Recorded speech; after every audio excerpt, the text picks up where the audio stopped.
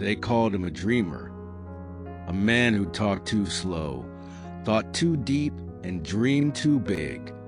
But one idea changed his world, and then it changed ours. A mind forged in war, and a legacy that will echo forever.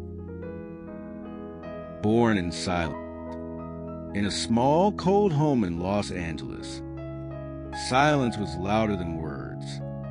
Born in 1921, Earl Nightingale was just a boy when the world began turning its back on him.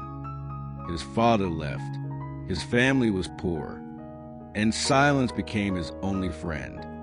Most boys played with toys. Earl, he played with thoughts. He wondered, why are some people happy while others are not? Why do some succeed and some? He had no answers, only questions. But that hunger, that ache to understand life, would become the fire that shaped his destiny. While other kids laughed, Earl read. He found an old book in a library filled with the ideas of great minds. Shakespeare, Emerson, Napoleon Hill. And for the first time, he realized he wasn't alone in thinking. His silence wasn't a curse. It was a seed. And one day, it would bloom. The war that never ended. At 17, Earl joined the U.S. Marines. The world was at war. And so was he. He served aboard the USS Arizona just before it was bombed at Pearl Harbor. Thousands of men died. He lived. But inside, he carried the war home with him. Earl wasn't wounded by bullets. He was wounded by questions. Why am I alive when so many are not?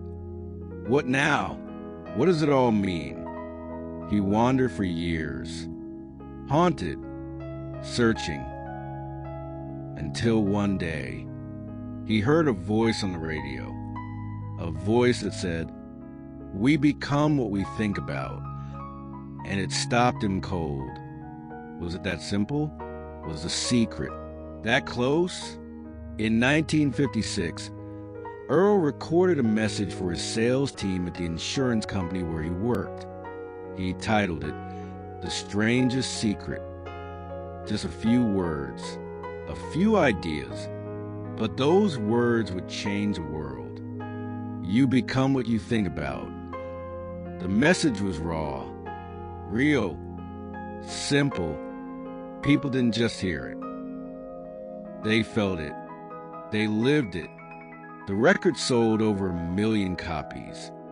It was the first spoken word recording to go gold. No one had ever done that before, in a world filled with noise. Earl's voice cut through like a blade.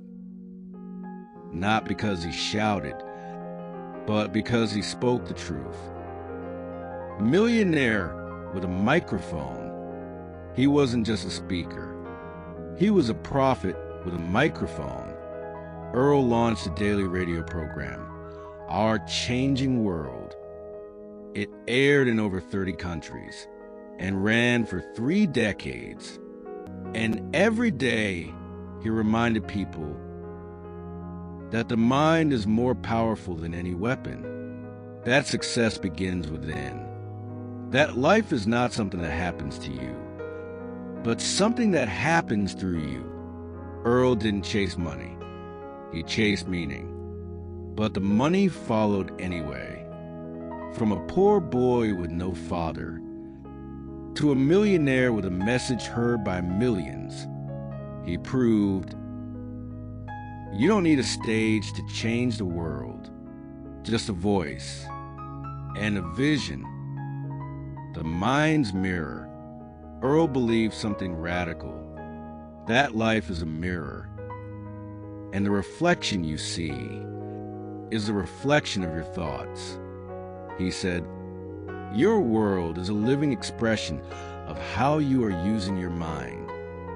If you think small, your life shrinks. If you think richly, it expands.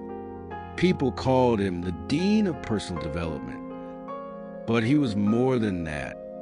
He was a builder, not of homes, but of humans. He taught people to think on purpose, to program their minds, like architects designing skyscrapers in Seoul. He didn't just give advice. He gave people the blueprint to build their own lives. Your mind, your world. In his final years, Earl Nightingale stood back and watched the world he helped reshape. He had one last message. Everything begins with a thought. That's it. Not luck. Not fate. Not talent. Thought. He urged people to stop blaming, stop waiting, and start creating. Because the world doesn't owe us anything. But our mind gives us everything. Today, his voice still echoes in classrooms, in companies, in headphones across the globe. His words remain. His fire still burns. So the question is not, who is Earl Nightingale?